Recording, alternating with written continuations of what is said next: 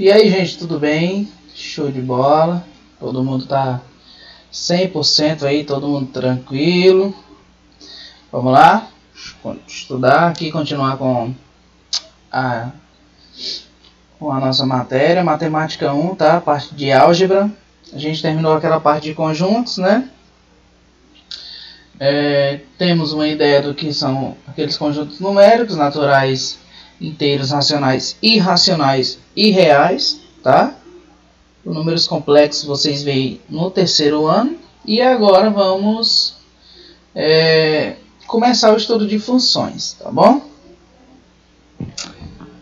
Vamos começar aqui com o plano cartesiano, certo? Ó, vamos aqui abrir aqui para vocês verem.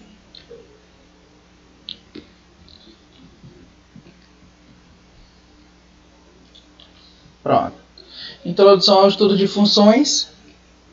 Primeiramente, vamos ver aqui o sistema de coordenadas e o plano cartesiano, tá, gente? É quase uma revisão do que a gente viu no nono ano, tá? Depois a gente vê aqui ainda nesse vídeo, nessa aula, a definição de função, né? O que é uma função e algumas características dela, né? Depois vamos ver o que é o domínio, contradomínio e imagem de uma função. Vamos lá, vamos com calma aqui, ó. Sistema de coordenadas e o plano cartesiano. Aqui está o eixo, né, muito conhecido por todos vocês, tá?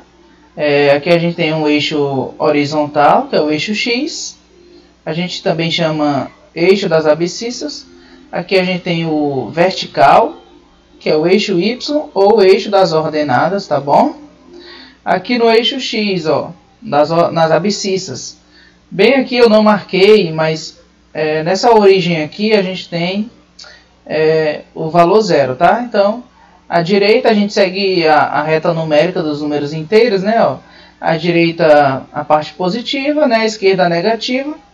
E aqui para o Y, para as ordenadas, para cima a gente tem a parte positiva e para baixo a parte negativa, certo? Então tá aqui o eixo o sistema de coordenadas do plano cartesiano, tá bom? Ó, aqui a gente tem o primeiro quadrante, certo? Nesse lado aqui o segundo, aqui abaixo do segundo o terceiro quadrante e aqui a gente tem o quarto quadrante. Ó, o primeiro quadrante, a parte positiva, né? Ó, a gente tem valores positivos de x e de y.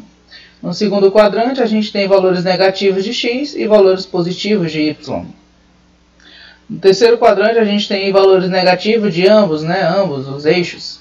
E no quarto quadrante a gente tem valores positivos de x e negativos de y, tá bom? Então a gente vai aprender a representar alguns pontos no plano cartesiano, tá certo?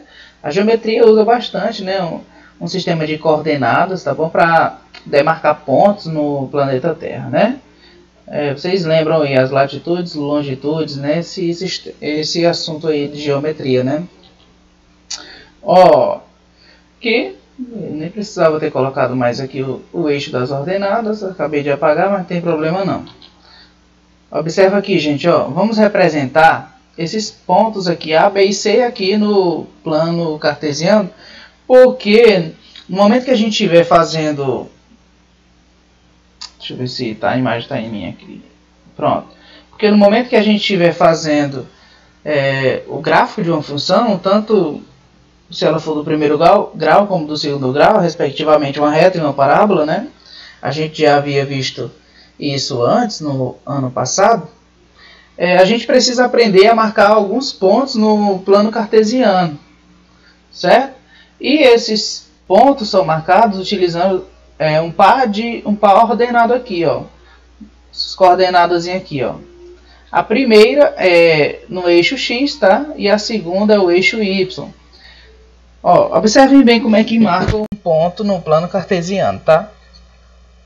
O ponto A ele tem como coordenada aqui, ó, o valor 1 para a abscissa e 3 para a ordenada. Lembrando que o primeiro número que vir é o x, tá? É o eixo aqui das abscissas. E o segundo é o eixo aqui y das ordenadas. Então a gente vai marcar o número 1 aqui, ó, no x, tá? E nas ordenadas, aqui no segundo valor, O y, né, 3. Então a gente vai unir esses dois valores, ó. A gente segue aqui subindo paralelo ao eixo y. E depois aqui o 3 vai em direção aqui ao número 1 paralelo ao eixo x, ó.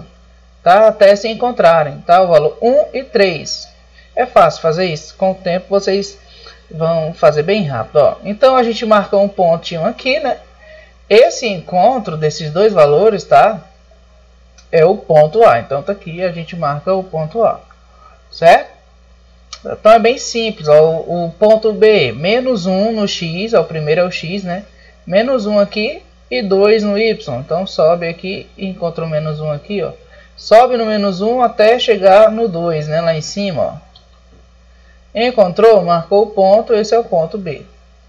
O ponto C, menos 2, cadê? Menos 2 primeiro, tá? No x aqui. E aqui também, então a gente vai fazer um encontro entre esses dois, ó. Tracejadinho, marcou o ponto aqui. Tá aqui o ponto C, certo? Não foi fácil? É tranquilo, é importante fazer a marcação dos pontos para, na hora de montar um gráfico de uma função do primeiro grau, né? No caso uma reta, ou a parábola do segundo grau, a gente saber fazer, certo? Isso aqui é um assunto importantíssimo, tá? A gente não pode passar sem saber isso aqui, então vale a pena revisar, né? Logo o plano cartesiano e como marcar alguns pontos. Ó, a noção de função, gente. Eu coloquei aqui um problema para tentar conversar e explicar para a gente sentir o que é uma função, tá? Muita gente tem problemas em entender e eu acredito ser algo simples, ó, a noção de função no cotidiano. Ó, sabendo que em certa padaria o preço do pão integral é de 1,81 por unidade, tá? Cada unidade vale 1,81. Podemos calcular o valor a ser pago em uma compra relacionando duas grandezas. Que grandezas são essas? A quantidade, tá, de pães que a gente vai comprar e o preço correspondente a essa quantidade que a gente vai comprar. Então a gente tem duas coisas se relacionando aqui. Aí eu fiz uma tabelinha aqui, ó. Se eu comprar um pão, eu vou pagar o valor de 1,81, já que cada unidade custa 1,81. Concorda comigo? Se eu pegar 2, então eu vou pagar 3,62, já que como um vale 1,81, 2 é o dobro, né? Então 3,62, ó, 3 multiplica por 1,81, 5,43, 4 pães. O 4 vezes 1,81 dá 7,24. 5 pães, né?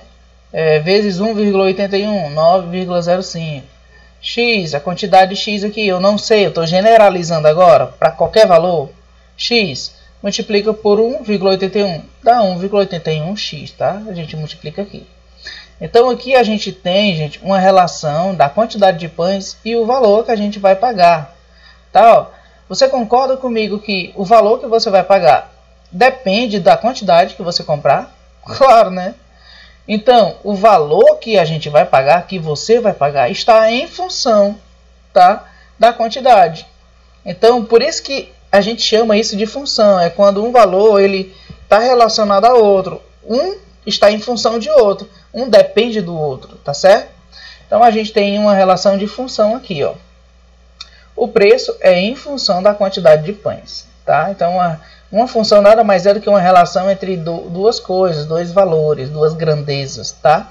A gente muitas vezes relaciona ela através de uma equação, né? No caso aqui, a gente poderia dizer que a função y ou f de x, tá? Depois vocês vão ver que ou usar y ou usar f de x é a mesma coisa. Ela é definida igual, né, a 1,81x, em que x é a quantidade de pães. Tá? E o y, a função, é o preço a pagar. Então, é só mesmo a noção de função, é uma relação, tá? Quando você vai no posto de gasolina, tá lá o litro da gasolina, por exemplo, a R$5, né? No caso, no momento, né, deu uma baixada, está a uns 3,80 por aí, nessa média. Então, imaginei o litro de gasolina a 3,80. Quanto você vai pagar quando você abastece o carro? Depende de quê? Depende da quantidade que você coloca de gasolina, depende da quantidade de litros. Então aí tem uma relação.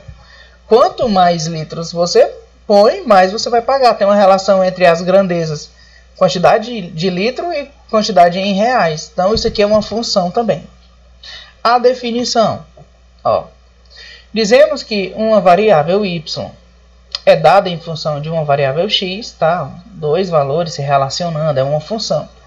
E somente se a cada valor de x, tá? Corresponde um único. Fique ligado nesse um único aqui, valor de y, tá? Pode ser apenas a um valor de y, certo? Aqui, de uma forma mais geral, considerando dois conjuntos A e B, tá? Depois vamos ver que o A, um conjunto A, é onde tem os valores de x, o B onde tem os valores de y. Depois vamos ver que o A é o domínio, o B é o contradomínio. Vamos entender o que é a imagem. Vamos lá. Considerando dois conjuntos A e B não vazios, tá? Dizemos que f é uma função de A em B, tá? Ou que y é uma função de x, se somente se para cada elemento, mais uma vez, cada elemento x de A, tá? Ó, do conjunto A, existe em correspondência um único elemento y de B, tá? Representamos assim, ó, f de A em B. Então, ao invés de falar tudo isso aqui, a gente vai ter essa notação, se acostumem com ela. Então, aqui é uma função de A em B, f de A em B. Ó, eu coloquei aqui o diagrama de Venn para a gente ver o que é função e o que não é função de acordo com a definição aqui, tá bom? Ó, já que aqui diz que a gente tem que ter todos os elementos, né, de x associados a um único elemento y de B, ó, vamos ver aqui, ó. Bom, a gente tem todos os elementos de x aqui, não, conjunto A, ligados a elementos lá de B. Mas vamos ver aqui se é ou não. Tem que ser ligado apenas a um elemento. Ó, o número 1 está ligado a apenas um elemento. O número 3 ligados a apenas um elemento, porém o número 2 ele está ligado a dois elementos. Então não pode, lembra, ó, a um único elemento, tá? Corresponde a um único valor de y. Então aqui a gente diz que não é uma função. E no outro exemplo, ó, a gente tem os elementos de A ligados a apenas um único elemento de B. Então a gente tem aqui uma função e aqui não é função, tá? Não é função e aqui é função. No livro de vocês também tem vários exemplos. Acho que na próxima aula eu vou tirar para fazer algumas questões, para que a gente possa entender isso pouco a pouco. Ó, domínio, contradomínio e imagem de uma função. Ó, para a função f de A em B, temos o domínio da função é o próprio conjunto de partida. A gente vai ter essa notação aqui para domínio da função. Ó. Próprio conjunto de partida A, tá? É esse primeiro conjunto aqui, ó. É o conjunto de partida, é o que vai partir. Esse primeiro conjunto é o domínio da função, tá? Apenas notação, tá, gente? O contradomínio da função é o conjunto, ó, como é que se escreve? CD, ó, o contradomínio da função de f é igual a B, tá? É o outro conjunto aqui, ó. Aqui a gente tem o domínio e aqui a gente tem o contradomínio. Outro aqui exemplo, o domínio e o contradomínio da função.